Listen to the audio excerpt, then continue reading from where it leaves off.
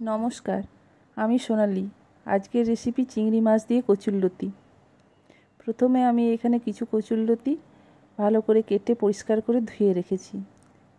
তারপর একটা পাত্রে জল আর একটু নুন দিয়ে ওগুলোকে একটু ভাপ দিয়ে নেব। এমনভাবে ভাপ দিতে হবে যাতে না এগুলো গলে যায়, একটু যেন শক্ত শক্ত থাকে। এগুলো ভাপ দেওয়া হয়ে গেছে। এরপর একটা পাত্রে এগুলো তুলে নিলাম। তারপর একটা ফ্রাইং প্যানে তেল গরম করে চিংড়ি মাছগুলো হালকাভাবে ভেজে তুলে নিলাম। চিংড়ি মাছগুলো বেশি ভাজা যাবে না, বেশি ভেজে নিলে শক্ত হয়ে যাবে।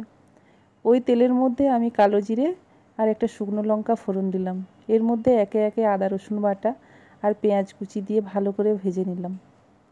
তারপর কিছু টমেটো কুচি দিয়েও আরেকবার ভালো করে নাড়াচাড়া করে নিলাম।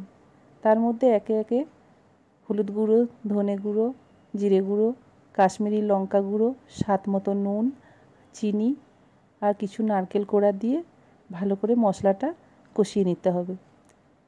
একটু জল দিয়ে ভালো করে মশলাটা কষাতে হবে তেল ছাড়া অবধি। মশলাটা ভালো করে কষানো হয়ে গেলে এর মধ্যে ওই ভাপ দিয়ে রাখা কচুরলতিগুলো ঢেলে ভালো করে নাড়াচাড়া করে নিতে হবে।